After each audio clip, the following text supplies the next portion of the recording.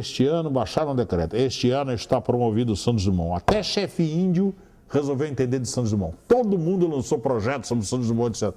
No ano que vem ninguém mais lembra de como Santos Dumont no Brasil. E o Paulistinha é exceção.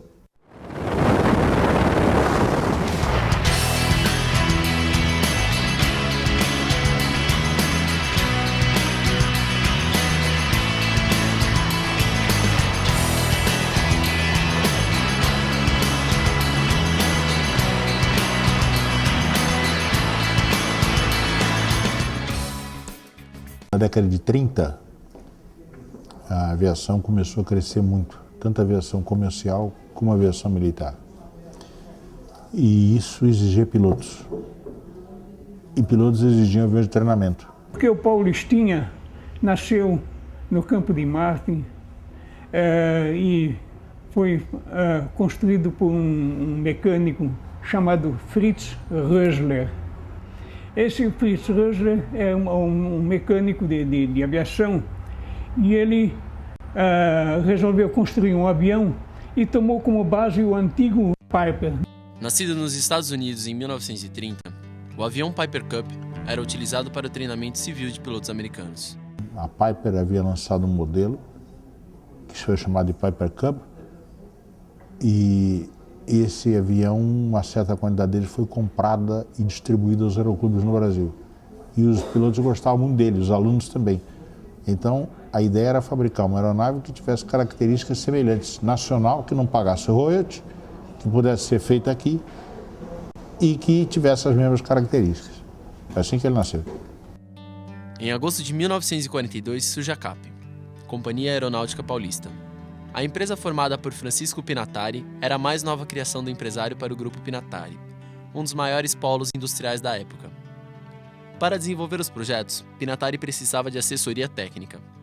Para isso, contou com uma forte ligação ao IPT, Instituto de Pesquisas Tecnológicas. A parceria entre esses dois órgãos, CAP e IPT, deu origem ao projeto do CAP-4, avião que ficou conhecido comercialmente como Paulistinha. Naquele tempo, havia um polo de engenheiros aeronáuticos no IPT, Instituto de Pesquisas Tecnológicas, que hoje é da USP e é a Escola Politécnica, né? E esses engenheiros é que foram contratados pela CAP para fazer o redesenho da aeronave. Meu primeiro trabalho foi adaptar o trem de pouso do novo Piper ao Paulistinha antigo, né? E tive a oportunidade de fazer o primeiro voo. Ele é desenhado para instrução e para observação aérea. Ele foi usado inicialmente pela aviação militar como avião de observação. O Getúlio Vargas lançou uma campanha chamada Campanha Nacional de Aviação.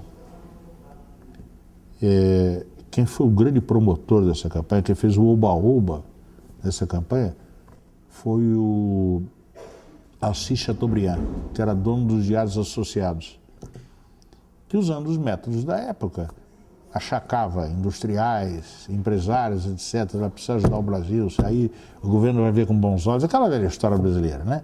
Então as empresas davam dinheiro, iam com essa arrecadação de dinheiro, que o próprio governo também juntava dinheiro, então eles tinham condições de comprar dos fabricantes uma grande quantidade de aviões que eram distribuídos aos aeroclubes. Os pilotos ficaram satisfeitos porque o avião foi distribuído pela Campanha Nacional de Aviação daquele tempo, né?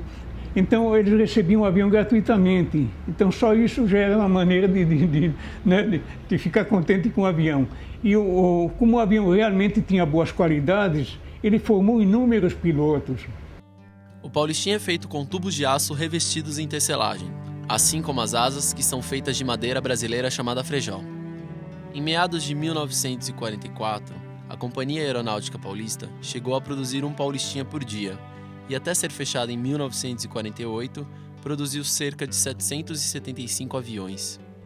Com o final da Segunda Guerra Mundial, o governo parou de investir em aeronaves de treinamento e, com isso, o apoio que o Paulistinha recebia acabou, levando o empresário Francisco Pinatari a congelar o projeto. O dono, que chamava Pinatari, resolveu parar a fabricação de aviões para se dedicar a outros setores mais lucrativos, né? Porque é a Laminação Nacional de Metais, que chamava a firma dele, e eles precisavam de espaço para coisas, talvez para eles, mais importantes que os aviões.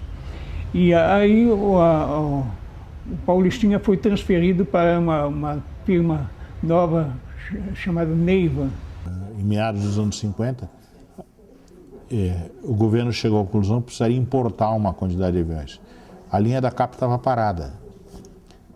Mas tinha uma empresa, de um empresário, de um engenheiro chamado Zé Carlos de Barros Neiva, era a Sociedade Neiva, que tinha começado no Rio de Janeiro e que tinha mudado para Botucatu.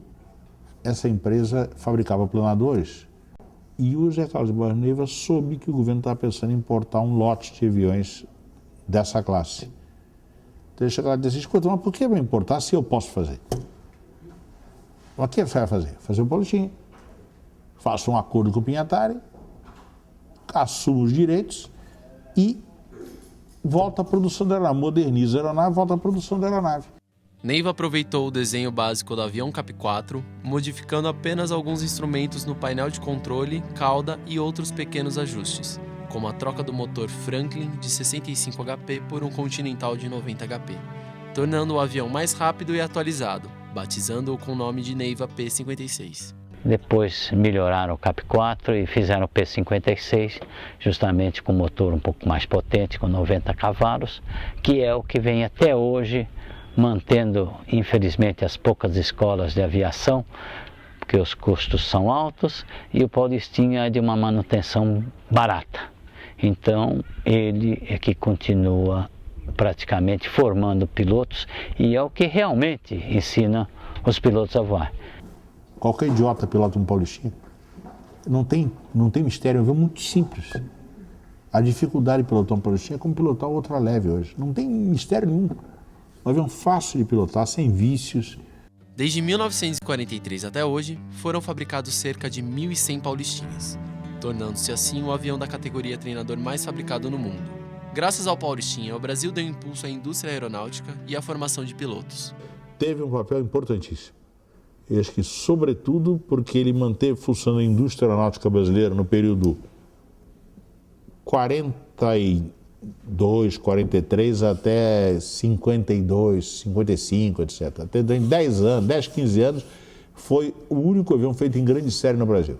Então a indústria aeronáutica brasileira sobreviveu no período de pós-guerra graças ao Paulistinha, né? E segunda coisa, ele formou gerações de pilotos.